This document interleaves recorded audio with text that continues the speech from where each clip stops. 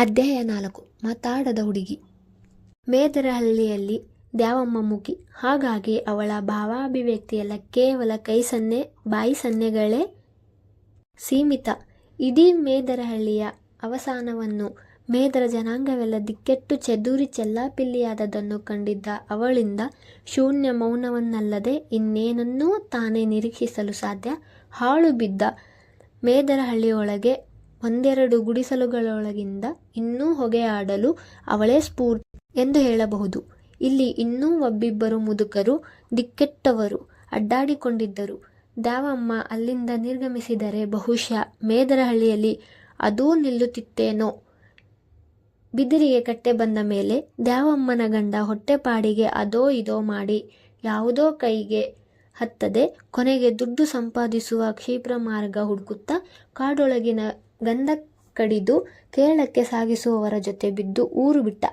ಆಮೇಲಿಂದ ಅವನ ಸುಳಿವೇ ಯಾರಿಗೂ ಸಿಕ್ಕಲಿಲ್ಲ. ಕಾದು ಕಾದು ಕೊನೆಗೆ ಅವನು ದಿವಂಗತನಾದನೆಂದೇ ತೀರ್ಮಾನಿಸಿ ದ್ಯಾವಮ್ಮ ತನ್ನ ಹೊಟ್ಟೆಪಾಡು ತಾನು ನೋಡಿಕೊಳ್ಳತೊಡಗಿದಳು. ಮೇದರಹಳ್ಳಿಯ ಗಂಡಸರು ಹಠಾತ್ ಕೊಲೆಯಾಗುವುದು, ನಾಪತ್ತೆಯಾಗುವುದು ಅವಳಿಗೆ ಹೊಸ ಸಂಗತಿಯೇನಾಗಿರಲಿಲ್ಲ. ಇಲ್ಲಿನ ಸುಮಾರು ಜನ ಹೆಂಗಸರು ಬೆಳೆದ ಮಕ್ಕಳಿದ್ದರೆ ಅವರೊಡನೆಯೋ ಅಥವಾ ಕಂಡ ಗಂಡಸರನ್ನು ಕಟ್ಟಿಕೊಂಡು ಯಾವುದೋ ಪೇಟೆ ಊರುಗಳನ್ನು ಸೇರಿದರು.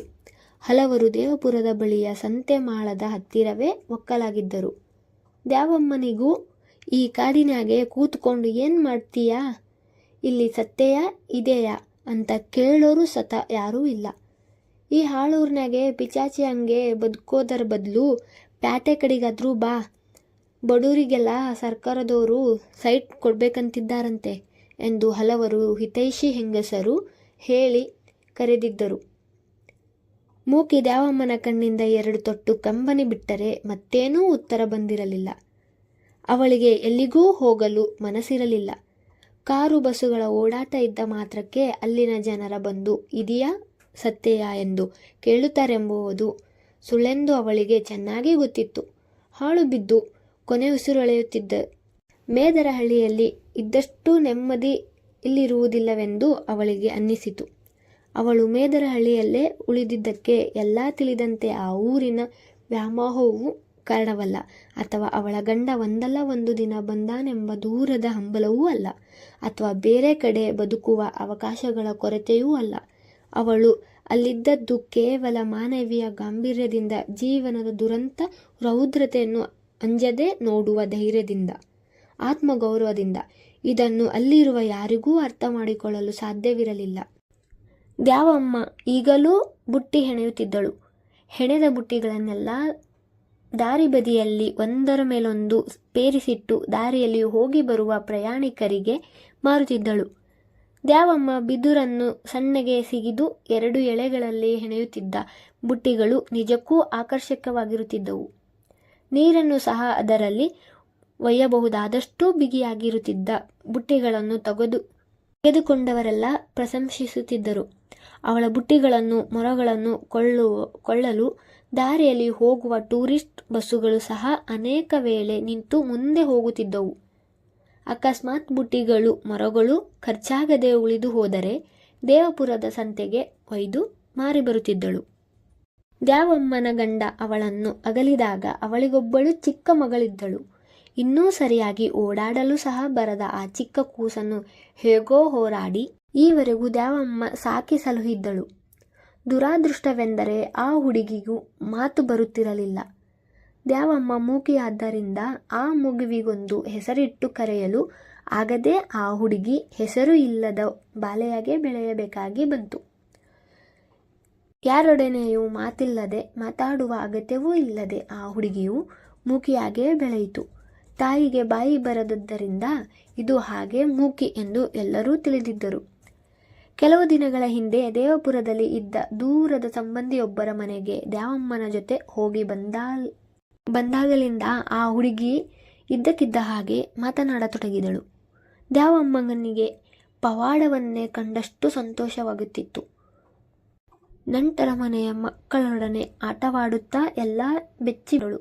ಇದ್ದ ಬದ್ದ ದುಡ್ಡನ್ನೆಲ್ಲ ಖರ್ಚು ಮಾಡಿ ಬಟ್ಟೆ ಬರೆ ಕೊಂಡುಕೊಂಡಳು. ಅಚ್ಚರಿ ಎಂದರೆ ಆ ಹುಡುಗಿ ಮಾತು ಶುರು ಮಾಡಿದ ಮೇಲೆ ಮಾತಾಡುವುದನ್ನು ನಿಧಾನ ಕಲಿಯಲಿಲ್ಲ. ಎಲ್ಲ ಚೆನ್ನಾಗೇ ಕಲಿತಿದ್ದಳವಳಂತೆ. ಚಟ ಮಾತನಾಡುತ್ತಿದ್ದಳು. ದ್ಯಾವಮ್ಮನ ಜೋಪಡಿ ಪಕ್ಕದ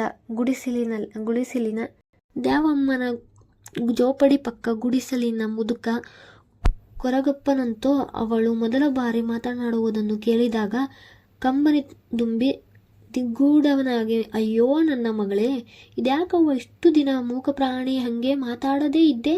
ಇದ್ಯಾವ ದುಃಖ ನಿನ್ನ ನಾಲಿಗೆ ಸೇದಿ ಹಾಕಿತು ಹೇಳು? ನಿನ್ನ ತಾಯಿಗೇನು ಬಾಯಿ ಬರಲ್ಲ ಅಂದರೆ ನಾನಾದರೂ ಇದ್ನಲ್ಲ ನಿನ್ನ ಕಷ್ಟ ಸುಖ ಹೊಟ್ಟೆ ಉರಿ ಕೇಳಕ್ಕೆ.